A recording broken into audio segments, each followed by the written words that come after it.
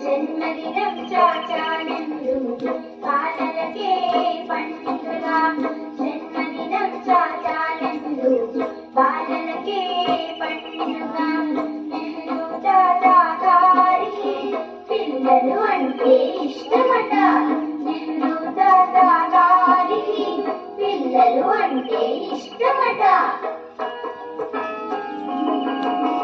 చాచాజీని తలుచుకుని